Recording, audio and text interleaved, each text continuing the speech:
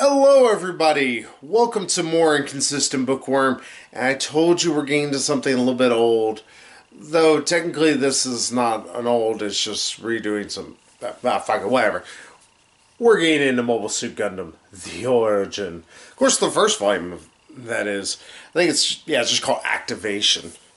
So those who are wondering about Mobile Suit Gundam a little bit, long and short, I've always been a huge Mobile Suit Gundam fan. As I've said before, Mobile Suit Gundam Wing was one of the first things I ever got into in terms of really, really enjoying an anime instead of just being something I just watched. And, excuse you, sir. Sorry, Dusty wanted to chew on that. And I would say it's like, I'm actually curious. I was like, when I heard about them redoing pretty much the entirety of Mobile Suit Gundam, and they were going to release it in manga form and add in some more explanation about stuff that happened before the war, happened during the war that wasn't really touched on except for during brief stuff, such as, say, like 08 MS Team, though I know that that is not centerfold or anything like that. Because those who are ever wondering, who haven't followed Mobile Suit Gundam, yeah, it's never really had a very tried and true manga like following. Not like where Dragon Ball, it started as manga first and then became a anime. Here, the anime always was first. The anime, like Mobile Suit Gundam Wing, the Glory of the Losers stuff, that came out just, I want to say like 2-3 years ago, and Mobile Suit Gundam Wing came out in the 90s. I mean, and this right here, this thing came out in fucking 1979. Reason why it's 0079. It was kind of a little pun play upon things. And this is meant to try and make things a little bit more, for lack of a better way to put it, it's trying to make the characters more in line with what they have eventually become. There has been a lot of stuff throughout the years. Those who have also seen my Mobile Suit Gundam Origins review, where I actually talked about the entire series, that I thought was okay, just unfortunately woefully overdressed at times. And also to talk about some of the stuff that even Mobile Suit Gundam Unicorn brought up, which is both a good and confounding series at times. So, what do I think about the first volume of Mobile Suit Gundam The Origin? It's okay. It feels mean to say that, because, as you can see, it's a fucking thick-ass book. It's hardcover. This thing retails always for $30+. It's not a cheap book to get a hold of. So to tell somebody that, hey, you need to pick it up, I mean, I'm trying to tell them, like, hey, you got to plunk down quite a bit of money. And knowing that there is, I want to say, a dozen of these, I mean, I'm asking somebody to want to sit here and buy all these to spend hundreds of dollars. Sure, I get it. Many other mangas are eons long, looking at you, One Piece and Naruto, especially One Piece. And same even with just Bleach, and even, I just mentioned it, Dragon Ball. But they're available in, you can get 3 of them in one actual, like, group there. This is technically 1 volume. Like, technically there's 12 volumes throughout the entire series.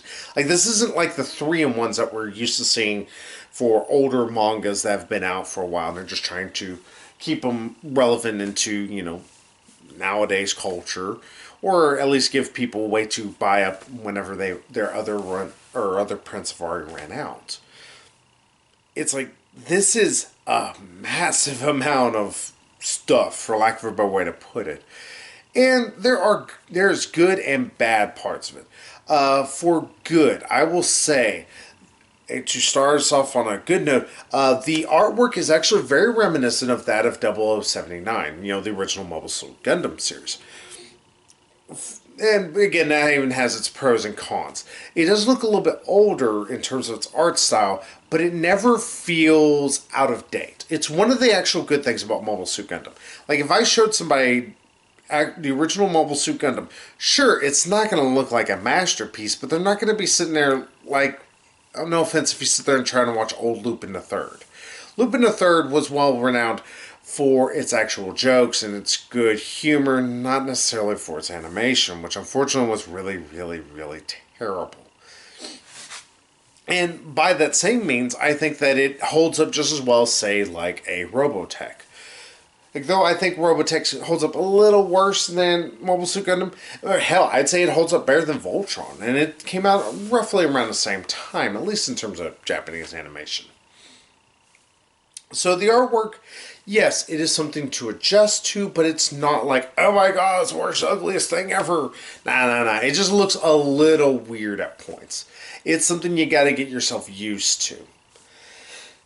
And also, I would say it actually spans because it is just one volume, but it is, I want to say it's like 7 or 8 chapters or so. Much like normal stuff. Sorry, Dusty is trained to chew on everything next to me. But yeah, despite the fact that it is just 7 chapters, it feels like there's actually a lot given here. There is quite a bit still with Char. There's still quite a bit with Amuro, and they have tweaked his character a little bit to make him fit more of what they eventually kind of made Amuro start fitting into, especially if you watch the Mobile Suit Gundam origin series they put out way back when. It was like 7 or 8 years ago. And here, it's like they thankfully toned down a little bit of Amuro's dickheadedness, because he was a major dickhead in the Mobile Suit Gundam Origin, where I actually absolutely did not like what they did with him. Thankfully, they struck a better middle ground. He is still a little bit of a, workaholic in terms of once he figures out stuff about the RX-78, RX-78-2, of course, because that actually plays into something. But he's not an absolute shithead to Frau. It's one of the good changes that they made from the original, OST. And then also I would have to add another good thing is that there is additional information. There is more stuff added, such as like I just hinted at with RX-78-1 actually being spoken about and actually comes up and it is in a fight for a few moments. Sure, it's more shadowed and it's not really spoken of much, but it is interesting that, hey, they're hinting at the reason why this thing does have a 2 in its title. It is the second version of the Gundam. And there is actually some explanation that no, Zeon is not the first people to create mobile suits. They're just the ones who perfected them to a better degree than, obviously the Earth Federation did. Since they spoke about the fact there are a few gun cannon suits. That's a bit of a retcon they eventually had to do just because otherwise, yeah, it's always looked like that the Zeon just pretty much couldn't beat the Earth Federation, not because of, the Earth Federation eventually being able to overwhelm them in terms of pure supplies and nutrition and all essence, but also just because the Zeon got lazy or something. I'm fine with that change personally. I don't mind the fact that, hey, there's an explanation why there's this big gun cannon thing, which may be a little bit slower than the Gundam, but still seems to be just as well armed. It's like, oh no, actually this is not a Gundam model. It's just a gun cannon. It's a mobile suit that has a lot of guns on it probably and is way too slow. Okay, sweet. I am cool with that. Hell, there's also more talk with the gun tank. And yeah, there is a lot of still good characterization. I think Amuro's still characterized well. Char suffers a little bit, but to be fair, that's because they have to change a little bit in how he acts with different things. But it's never the worst thing ever. There is just a little bit more, he seems not as much as the, super cunning commander that he was at the beginning of Mobile Suit Gundam. And instead, he comes off a little bit more of the kind of arrogant ass that he was in Mobile Suit Gundam Origin. They do find a better middle ground near the end of this volume, but at the beginning, I was kind of getting really kind of annoyed with Char. That's a personal thing, though, I will say. And yeah, this is good.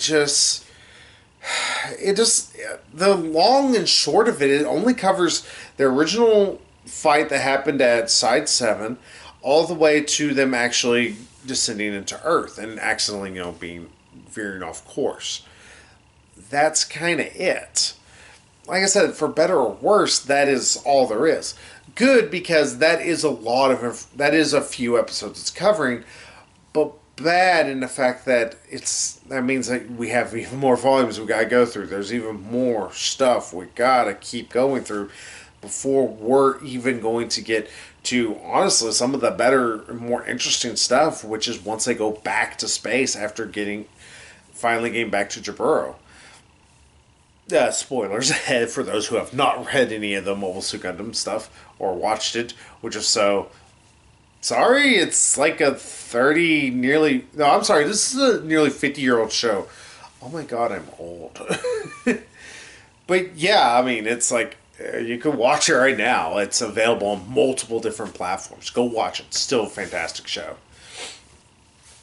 Yeah, it feels like where we want to have our biggest focus, the books are they're just slowly going along.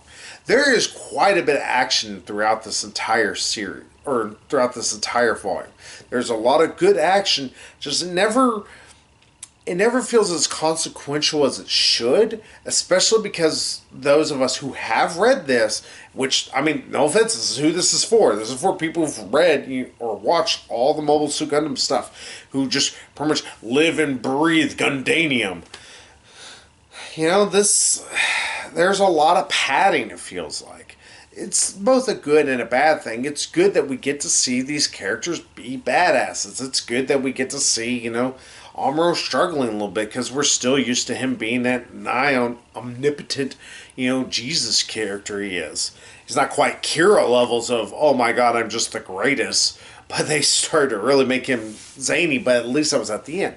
Here we get to see him have his struggles where he's cocky, he misses a lot of easy shots he shouldn't be missing, and then he makes a lot of mistakes. That's good. That's good character development. I just think that maybe this could have been sped up a little bit. To compare it to two different things, or to another thing, Pretty Guardian Sailor Moon, there was a lot of speed up through the Queen Barrel arc, I should say, and also I would even say the Black Star arc, which did originally break me of Sailor Moon way back when, and also the manga, strange enough. Ironic. But realistically, those two really large and long arcs throughout the series are only 5 volumes. Here, of course, you don't have arcs per se, but this is like 7 or 8, maybe 9 episodes, and we're getting almost an episode per chapter. That's a little lengthy. A manga. Sorry, I was trying to say anime and manga at the same time. My brain was just not working with me.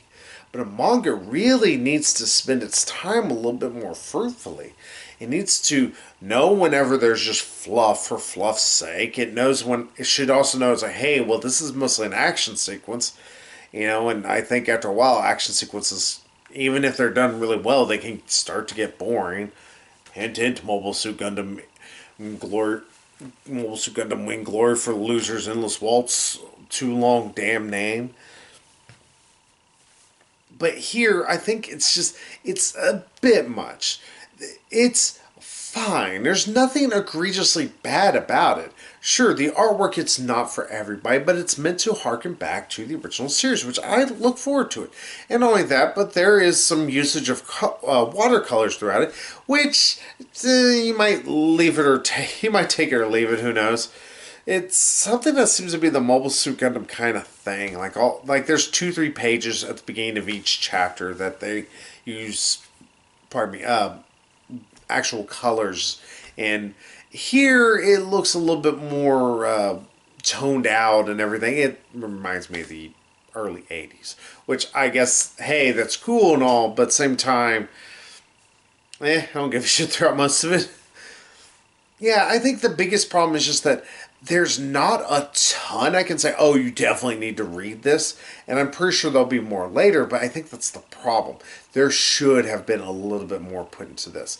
Like, I would have had no issues with this actually being one of the first times that Garma and Char actually talked to each other in person since, way back when, and introducing that information with them.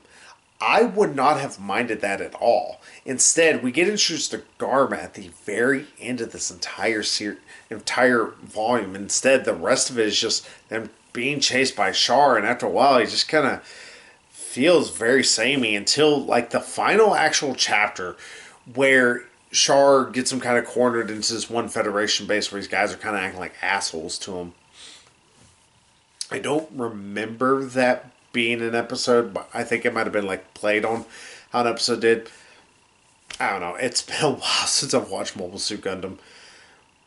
So, I mean, there's some good stuff. There's a lot of nothing bad, just a lot of meh. It's okay. It's fine. It is what it is. And that's the worst thing I could say. For such a premium manga, it's very hard whenever there's a lot of meh. There's a lot of or eh.